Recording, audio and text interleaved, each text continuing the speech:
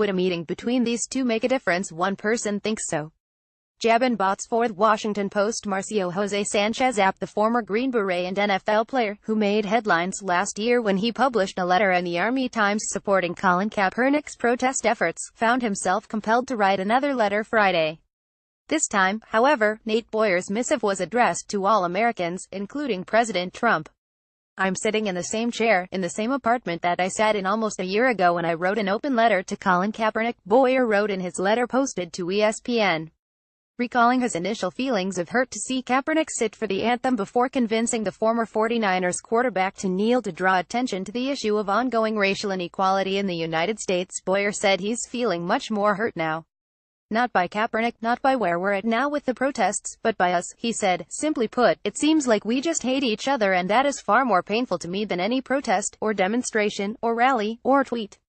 Boyer, who once tried out for a spot with the Seattle Seahawks, said the debate is no longer about the anthem, or the flag, or kneeling, or sitting, or fists in the air. Instead, he believes it has become nothing more than a political litmus test. This doesn't even seem to be about right or wrong, but more about right or left, he wrote. It's not about President Donald Trump, it's not about Colin Kaepernick, it's not about the military or even police brutality. It feels like it's about winning. That desire to win at all cost is costing us greatly now among our neighbors.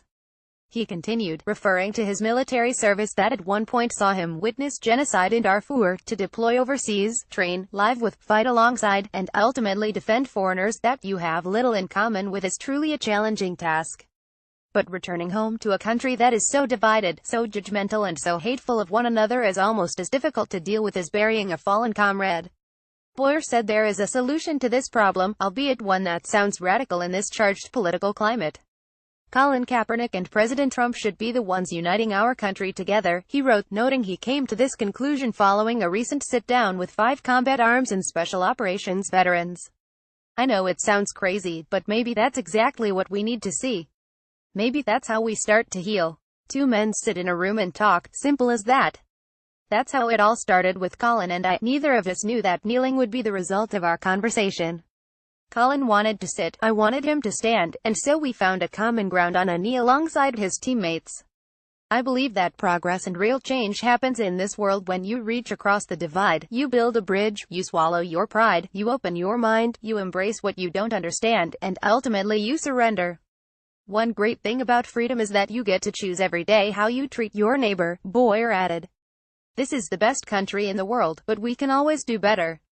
Kaepernick began protesting during the national anthem in 2016 to draw attention to the issue of police brutality among minority communities in the United States.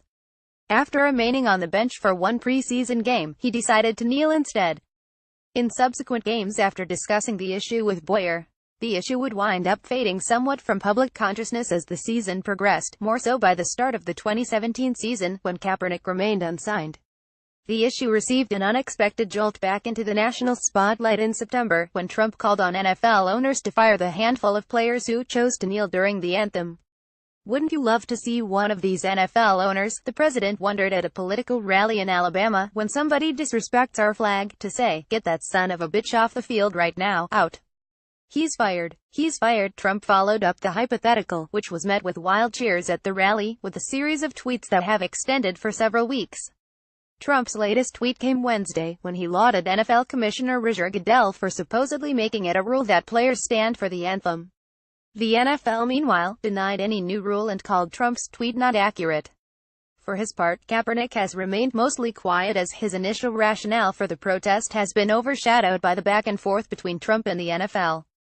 However, he has retweeted a handful of posts critical of Trump, including one that theorizes the reason for Trump's outrage may have to do with a failed investment into a short-lived NFL competitor in the 1980s, as well as a stymied attempt to buy the Buffalo Bills in 2014.